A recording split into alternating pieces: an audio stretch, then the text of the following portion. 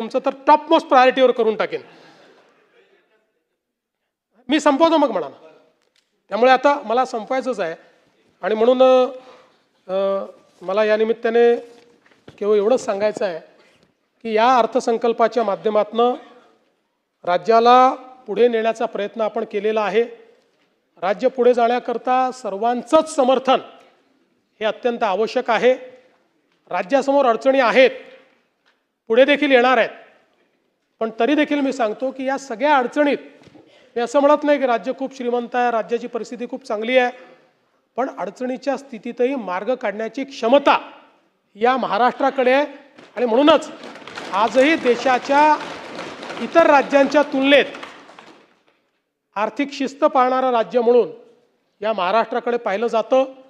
आणि विशेषतः ज्याचा मी उल्लेख केला की आमचे उपमुख्यमंत्री स्वर्गीय अजितदादा पवार यांनी सातत्याने या राज्यामध्ये आर्थिक शिस्त पाळली आणि हा अर्थसंकल्प मांडताना मी देखील त्याच पद्धतीनं त्यांच्याच पद्धतीनं आर्थिक शिस्त पाळत हा अर्थसंकल्प मांडला आहे.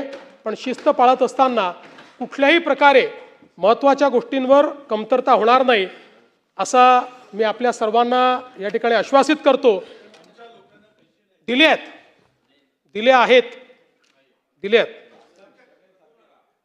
काळजी करू नका. दिले आहेत, काळजी करू नका. तुम्ही नीट बजेट वाचलं नाही, हा प्रॉब्लेम आहे. आणि म्हणून मी जाता जाता वडेट्टीवार साहेब एवढंच सांगतो, लोग जलते रहे मेरी मुस्कान पर, लोग जलते रहे मेरी मुस्कान पर, मैंने दर्द की अपने कभी नुमाइश नहीं की. जब जहां जो मिला अपना लिया, जब जहां जो मिला अपना लिया, जो ना मिला उसकी ख्वाहिश नहीं की. धन्यवाद. जय हिंद, जय महाराष्ट्र. आता अर्थसंकल्पावरील सर्वसाधारण चर्चा. राईट ऑफ रिप्लाय प्रस्तावाला असतो, या चर्चेला नसतो.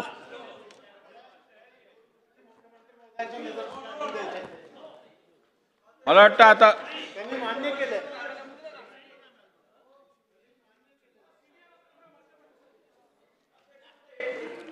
नाही, अध्यक्ष महोदय,